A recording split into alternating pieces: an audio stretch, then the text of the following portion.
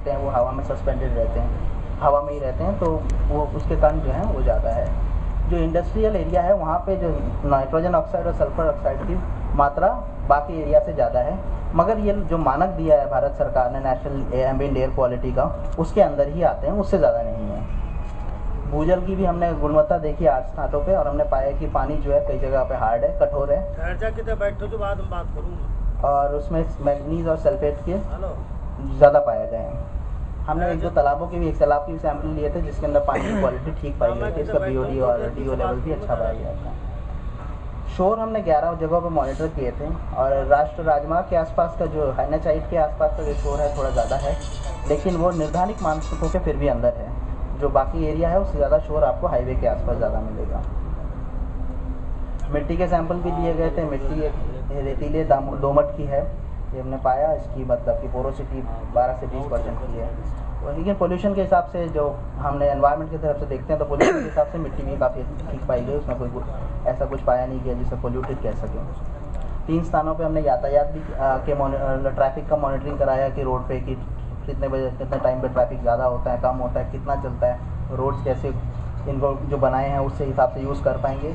तो करीब ये पाया गया कि रात को 10 बजे से सुबह 6 के बीच में जो हाईवे का जो है उसमें सबसे ज़्यादा जो है गाड़ियाँ रहती है, और जो ट्रकों का आना जाना है उद्योगों के लिए, उसी की वजह से सबसे ज़्यादा ट्रैफिक होता है। और उसके बाद ही शायद जो कहते हैं मीडियम व्हीकल जो कार वगैरह है उनका नंबर आता है। जनवरी में हमने जो इकोलॉजी है, मतलब पेड़ पौधे और पशु पक्षी, इन सब के लिए भी सर्वे कराया था। उसके अंदर पाया था यहाँ पे कांटेदार पेड़ पौधों की झाड़ियाँ ज़्यादा होती हैं, और आम प्रजातियाँ बबूल की है, अर्क की प्रजाति, और नीम है, केर है और बेर, ये सब पाए जाते हैं जो मेन यहाँ पे जो वेजिटेशन है।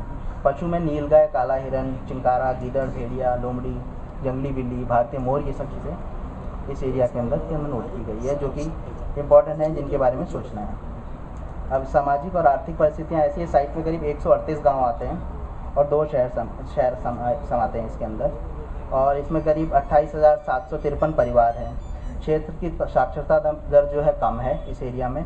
जनसंख्या के 29% गरीबी की रेखा के नीचे के हैं। अधिकांश लोग कृषि में लगे हुए हैं, और कृषि यहाँ का मेन ऑक्यूपेशन है। ये सामाजिक बेसलाइन है। और जो प्रभाव हमने जिन चीज़ों के देखे, अगर आप देखेंगे कि जैसे निर्माण के वक्त कितना बड़ा प्रोजेक्ट है, लेकिन ये सारा एक साथ नहीं बनने वाला, ये हर 10 साल में एक फेज़ बनेगा, तो इम्पैक्ट जो कंस्ट्रक्शन का होगा वो भी 10 साल के अंदर फैला होगा, और अलग अलग एरिया पे कंस्ट्रक्शन हो रहा।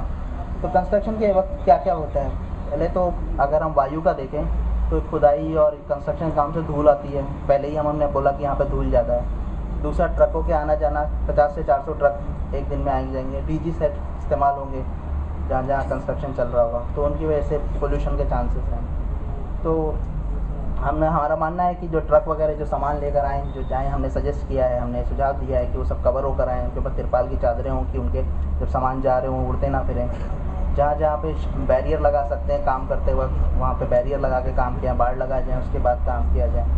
जितनी भी सामग्री रखी जाए साइड पे उस तरह से रखी जाए कि हवा चले तो इधर उधर उड़ते ना जाएं, हवा के दूसरी तरफ ध्यान रख के किया जाए कि वो खेतों में ना जाएं जब काम चल रहा है। मशीनों का मेंटेनेंस हो कि एक मशीन चल रहे हैं और उनमें से धुआं निकल रहा है, तो मशीनों की अच्छी मेंटेनेंस हो।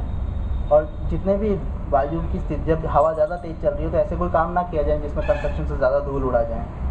तो जितनी, और जहाँ DG सेट लेने की बात है, हम चाहते हैं कि जितना ज़्यादा हो सके, जितना भी पावर जितने भी कंस्ट्रक्शन के लिए चाहिए, निर्माण के लिए चाहिए, वो ग्रिड से ली जाए। सामाजिक आर्थिक परिस्थितियों में हमने देखा कि जब इस तरह का होगा तो आबादी क्षेत्रों के आसपास की ज़मीन पे जो है नो डेवलपमेंट जोन घोषित करना चाहिए। कृषि के लिए ज़मीनें जब जाएंगी तो लोगों की जीविका पे फ़र्क पड़ेगा। हमने पाया कि लोगों की आम संपत्ति भी ऐसी होती है, जैसे ट्यूबवेल हुआ, बोरवेल हुआ, या गांव की कुछ चीज़ें होती है, उस पर भी नुकसान पहुंच सकता है। तो जो भूमि की खरीद होगी वो हरियाणा के जो R&R की नीति है उसके प्राविधानों के अनुसार होगी, और भूमि का मूल्य का जो निर्णय लिया जाएगा वो समुदाय के साथ परामर्श के बाद ही लिया जाएगा। जो लोग भूमिहीन हो जाएंगे तो उनके रोजगार, ठेके आदि लाभों पर विचार किया जाएगा। फसल के नुकसान के लिए पर्याप्त क्षतिपूर्ति को सोचा जाएगा, किया जाएगा। बल्कि प्रभावित भूस्वामियों की परियोजना के कार्यकालकों के रोजगार में वरीयता दी जाएगी। जिनकी ज़मीन जाएंगी उनको वरीयता दी जाएगी, रोजगार में पहले उनको कंसिडर किया जाएगा। समुदाय की भूमि में यथासंभव बचा जाएगा। जो कम्युनिटी की लैंड है या समुदाय की या पंचायत की है उनसे कम लिया जाए, जहाँ जहाँ छोड़ा जा सकता है छोड़ने की सजेशन है हमारी तरफ से, हमने ये सुझाव दिया है। यातायात और परिवहन अब जो है कि इसमें जो क्षेत्र है NH है, स्टेट हाईवे है, विलेज रोड है, सब में से होकर गुजरेंगी जब गाड़ियाँ चलेंगी। और 60 से 24 मीटर की चौड़ी रोड है, तो जब गाड़ियाँ आएंगी जाएंगी तो ख़राब इंफ्रास्ट्रक्चर ख़राब होगा, आपकी सड़कें ख़राब होंगी और दूसरा सड़कों पे भीड़ भाड़ बढ़ेगी जब ये सारे कार्यक्रम शुरू होंगे। तो उसके लिए ट्रैफिक मैनेजमेंट प्लान बनाने की बात ये है कि सब कुछ प्लान के हिसाब से होगी, कितनी गाड़ियाँ आएंगी, कब जाएंगी, कब पीक आवर होता है उसको छोड़ा जाए। ग्रामीण सड़कों को अस्थायी चौड़ाईकरण, जो ग्रामीण सड़क है जहाँ जहाँ पे ऐसा लगता है कि गाड़ियों के आने जाने से जाम लग जाएगा, रास्ते बंद हो जाएंगे, वहाँ अस्थायी तरह से चौड़ाईकरण किया जाए ताकि गाड़ियाँ आ जा सके समय से। और यातायात और भारी मशीन के आगमन की समय सारणी के बारे में स्थानीय निवासियों को साफ साफ बताया जाए। अगर बड़ी बड़ी मशीनरियाँ गाँव के होके जाने वाली हैं तो पहले ही गाँव को सूचित किया जाए कि भाई इतनी बड़ी बड़ी मशीनरियाँ हमारे यहाँ से जाने वाली है इतने तारीख को, कृपया आप थोड़ा सा हमारे साथ सहायता करें, ताकि वहाँ बीच में आ जाएं और सारा रास्ता बंद पड़ जाए, ऐसा ना हो।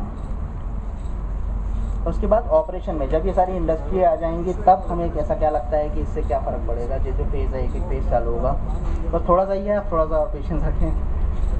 तो क्या होगा कि इंडस्ट्री चलेंगी तो पावर बैकअप सुविधा होंगी, उनके अपने विसर्जन होगा, उत्सर्जन होगा, एमिशन होगा जो निकलेगा उनका, तो उसमें पर्टिकुलेट मैटर यानी डस्ट, सल्फर का ऑक्साइड, नाइट्रोजन का ऑक्साइड, कार्बन मोनोऑक्साइड, ये सब होगा। तो ये है कि पावर बैकअप की सुविधा विद्युत आपूर्ति को पक्का करने के लिए SPV बनाई जाए ताकि पावर बैकअप मिनिमम से मिनिमम लेना पड़े, ग्रिड से ही बिजली आए। जितनी भी चिमनी लगे उनकी ऊंचाइयां पर्याप्त हों कि जितने ही हाइट उनको देनी है, जितने भी इसे रोकने के तरीके हों चिमनी के अलावा भी वो सारे लगाए जाएँ। प्रत्येक कंपनी को जो CTO जो प्राप्त करें उसके अंदर ये सारे जितने भी वाहन के जितने भी मेथड्स हैं कि आप अपना धुआं कम कर सकते हैं वो सब CTO लेते वक्त उनको सबमिट करें। उसके बाद ही उनको परमिशन मिले स्टेट बोर्ड से कि आप यहाँ पे उद्योग लगा सकते हैं। और हाँ, केवल काम मिस कर दिया है। हाँ, तो जो जितने भी जो नोडल एजेंसी है उसके अंदर एक SPV बनाने की बात की है, और जो लोग भी प्लान बनाएं पर्यावरण का मैनेजमेंट का, वो RO साहब के साथ बैठ के और वन मंत्रालय के साथ कंसिडर करके उसके बाद ही प्लान बनाएं, उसके बाद ही किसी को कंसेंट वगैरह यहाँ पे मिलेगा इंडस्ट्री लगाने का। सार्वजनिक परिवहन अवसंरचना CNG LPG आधारित हो, जो ट्रांसपोर्टेशन है, जो गाड़ियाँ आने जाने हैं उसके अंदर CNG और LPG लाने की वो की जाए ताकि वाहनों से जो धुआं आता है वो कम हो। और एक परिवहन प्राधिकरण जो इस एरिया के लिए अलग से गठित करने की सजेशन है।